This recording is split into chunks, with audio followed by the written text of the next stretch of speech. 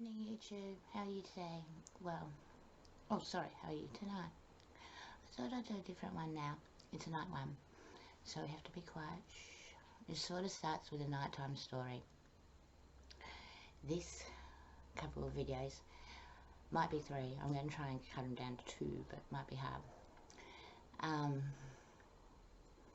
haven't worked out the name yet. I'll probably work out the name after the video, but it's more about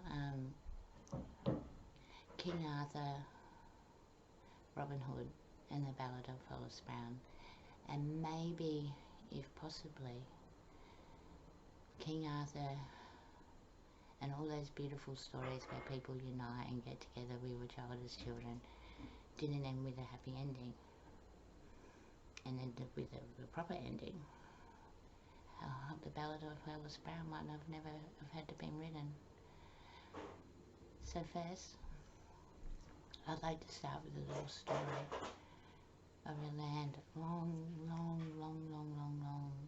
ago.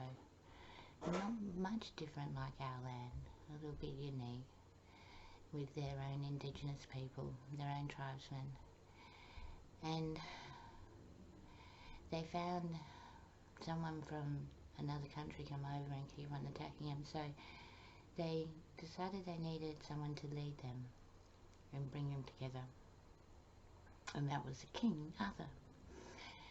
And he was tricked in a little way by some people. He was made to believe that happiness and uniting people came from the power of words or the power of material items. So he believed that to get his people together properly and to be a powerful nation and show unique unity and community in a way, in his simple mind at the time, and he was made to believe that he needed to go to other countries to find those items where he didn't really need to go, but that's further on in the story. So off he went, and he left his, we'll call it the land of nothingness. I think that's a good one for this story. The land of nothingness, to his brother, the sheriff of emptiness. He was nothing like his brother, not at all. Oh golly gosh, he was very different, but you believed he was like his brother when his brother and people like his brother were around. He was very clever. He learned how to manipulate kindness, and as soon as his brother was gone, he changed immensely, and he brought in taxes, not just taxes like King Arthur brought in when people helped each other with their money and communities paid taxes, and then King Arthur would distribute those taxes, and in a way those taxes helped the community. And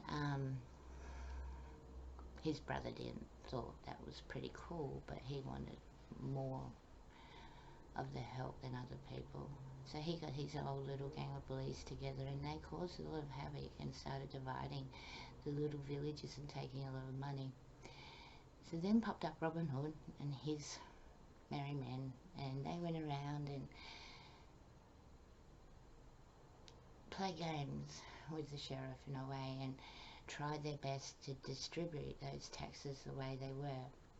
Now, after King Arthur spent time in the East and talking to some pretty nice, humble people and seeing what was going on around there, he was understood that he'd been tricked, and you didn't need those material items or words. You just needed to help each other and understand what uniqueness was to build a better community. So he was pretty angry a little bit because he got tricked, and he didn't want to cause war with another country. He believed he was doing the right thing, but he learned he wasn't by listening to that country. So off he went back home, but he was clever because he sort of knew his brother didn't think like him. So he disguised himself not as a king when he returned, and he started seeing what was going on in his land, and he was not happy. And he went back, dressed up in his king clothes, and his brother told him a story about Robin Hood and how nasty and how he terrorised the countryside. And the king knew better, because the king was hearing the story from the people about Robin Hood and how Robin Hood was helping them, and the sheriff was terrorising the countryside. So the king banished the sheriff, and all was well. But that wasn't the case, because the sheriff came back, and always will come back, and trick people. And it usually happens after the king dies or something, and then we're creating a big mess like we live in today. So that gets us into the song of the Ballad of Hollis Brown. And maybe possibly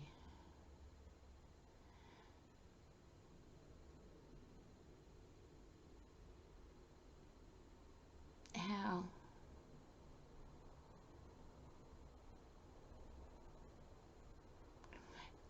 a story so long ago could affect us today.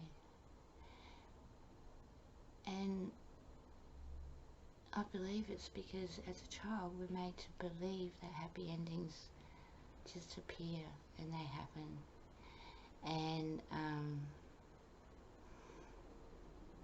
what happens is when you get people like King Arthur come and make a beautiful community, people get used to that, and they forget how it started, and they get in their little comfort zones, and they forget the power of living together, and they start separating themselves individually, and that enables people like the sheriff to come in and give us a few little lies here and there, and divide us up and make us believe that we're doing the right thing.